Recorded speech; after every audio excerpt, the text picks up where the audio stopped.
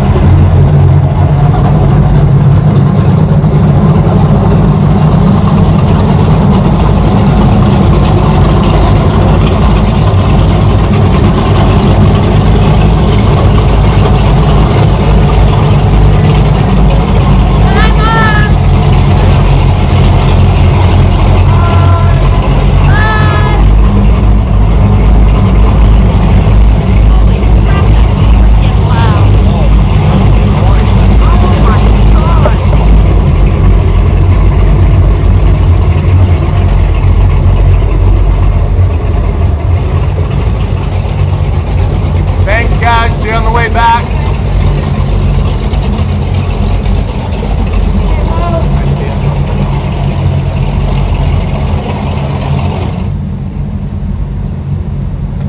Or not.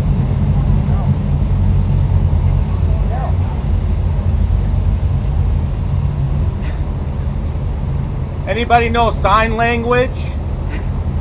Where you going? Just go.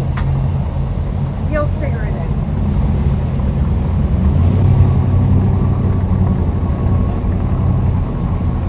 It's gonna come this way on this side.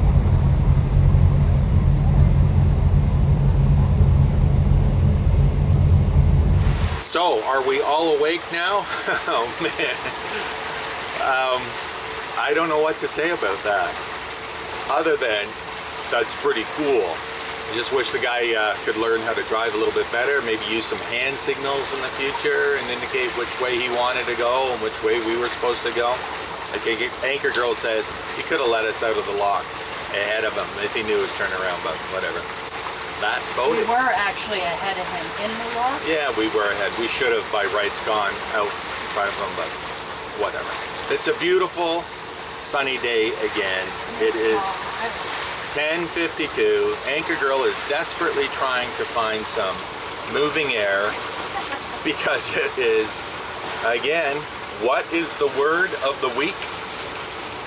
Hot, my friends, really hot. We've got a heat warning out for today, published by Environment Canada. It's supposed to get up to around 42 degrees Celsius, which is, it's over the top hot. Oh, there's Anchor Girl up the boat. I gotta show you that in a second.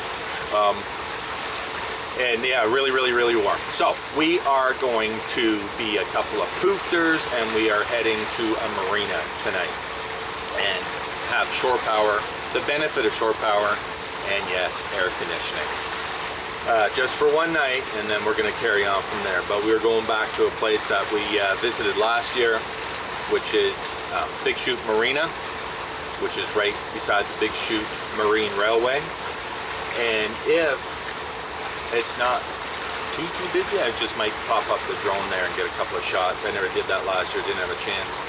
So I'm going to hope to do that today. In the meantime, it is a beautiful, virtually windless day, just a very, very light breeze, but still hot, really warm. Already at 10:52, we just went through, that was the second lock of the day where we overnighted at lock 42 of the Trent Severn Waterway, Kuchiching lock, and we're carrying on. Had a nice night. Actually slept in this morning. We didn't get out of bed till after 9 o'clock. Wow, that is super rare, but we did. And it's a beautiful morning. Now that all the really noisy boats are behind us. So we're going to carry on.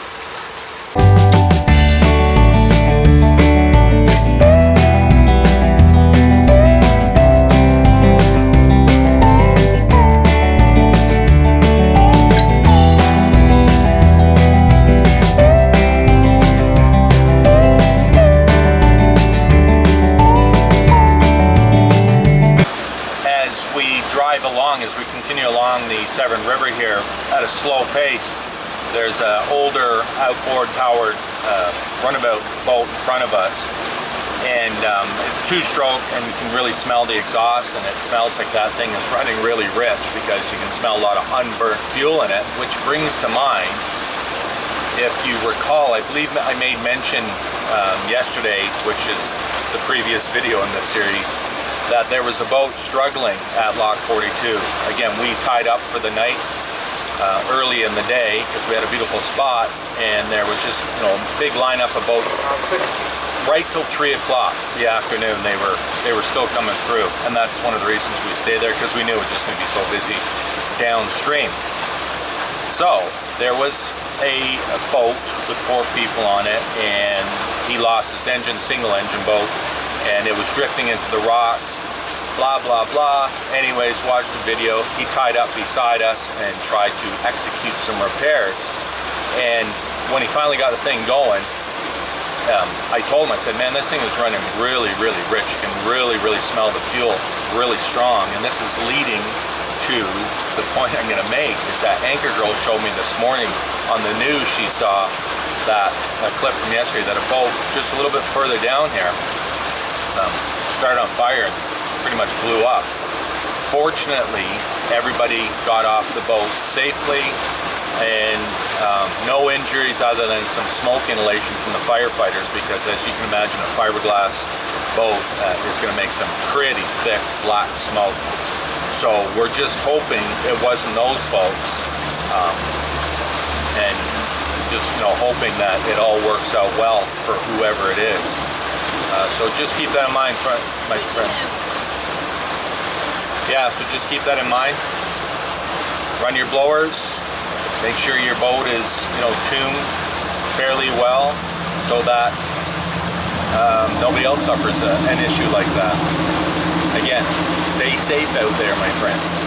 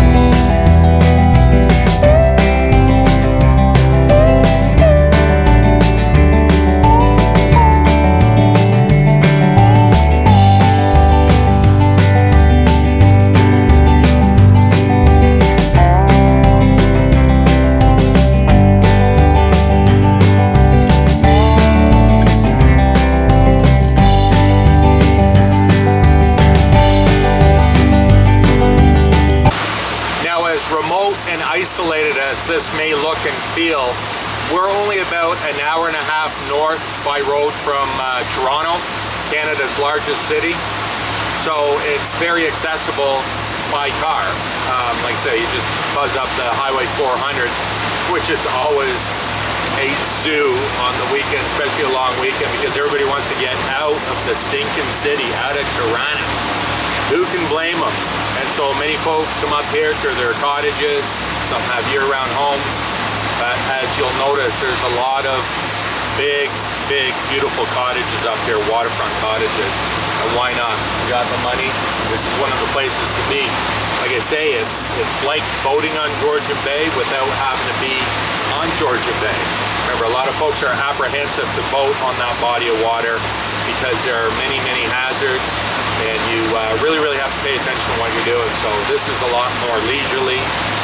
One can come up here on the weekend or even throughout the week, like say an hour and a half north, hit the road, come up here, and you have beautiful waters. And unlike the rest of the Trent Severn Waterway, or I should say most of the rest of the Trent Severn Waterway, the eastbound part, the locks are quite a ways apart from one another. So it's not like, oh well, if the locks aren't running, we can only go so far. So there's a lot of waterway to enjoy, especially if you have a small boat or a sea-doo or something. It's a really pretty spot to be. For me, I love the cruising aspect, and it's inspiring. Again, some of you probably heard me say way too many times, but it's very inspiring to be on the water, to be able to cruise through such a beautiful spot as this. And again, relatively close to our home. So we're here. We made it.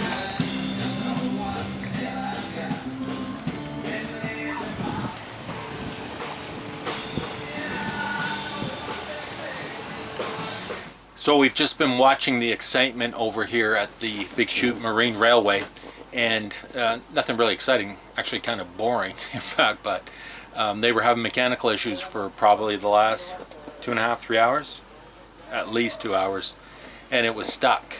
It only got so far over the hump, it kind of got basically the top, and for whatever reason, An hour and a half. yeah, it stopped, they stopped it, they shut it down, and it just came over. Really slow. I suggested to Anchor Girl that there's probably some sort of an electric brake on the thing that they were slowly manually releasing a little bit at a time. So they were coming over that thing an inch at a time. They just put the boats in the water. The last two that were trapped up there on board that thing all the time, and those folks were lucky enough to get a slip each here at the marina.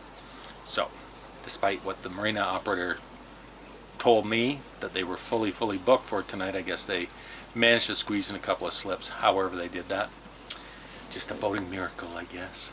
So anyways, given the fact that that machine is not functioning correctly because it just went back up empty, they're not going to take any boats over it tonight. I'm going to guess that They maybe have to fix it. yeah, they're going to fix it. I'm going to guess that the maintenance crew from Parks Canada is going to come by at some point this evening or overnight, or maybe first thing in the morning, take a look at it and hopefully get that sorted out. So we have made the decision that we're not going to try and travel any further, because it's simply not tomorrow anyways, because two things. Chances are it may not be operating at full capacity. And the second part is that tomorrow is the Monday of the long weekend, so it's going to be crazy along the system again. Everybody's going to be heading back towards Lake Simcoe and their home bases for the end of the day, so it's probably going to be really busy. So we got this slip again booked for tomorrow night, so we don't have to worry about going anywhere or worry about being potentially trapped. So this is our spot. It's nice. We've been swimming since we got here. It continues to be warm, but like I said before, we are wimps, and so we are here with shore power and we have air conditioning going. This is, how many nights have we been in marinas? This is only the third night in the marina, isn't it?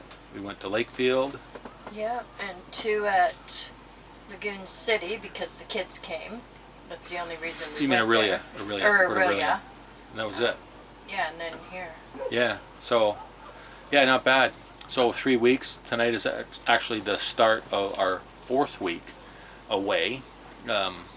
Irrespective of that little oops that we had to come back from Fenland Falls to do some repairs on the poop tank or poop system. Yeah, today is the start of week number 4 of our 3-week vacation. Pretty sweet. So we're here for the night. And Tomorrow night. We got a lovely view. So I'm going to wrap up today's episode by saying again, thanks for following along. I hope I was able to find and share with you some decent and new and inspiring video from our voyage this far. And tomorrow I will take a little wander around and show you a little bit more around this place. So until then, cheers. Don't forget to subscribe, please. And as well, check the link in the description for this entire series of Epic Boating Journey 2018. And like as always, I'll look forward to your comments. Cheers from a beautiful, hot summer day. Aboard Boogaboo. Thanks for watching. If you haven't already, please subscribe so you don't miss any of the new videos coming out.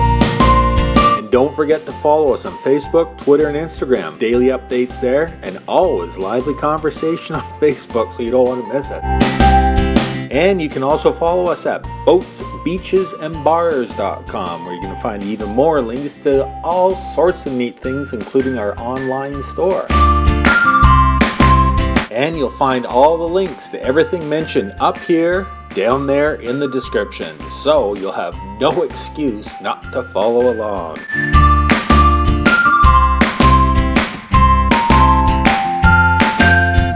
Thanks again, and we'll see you soon.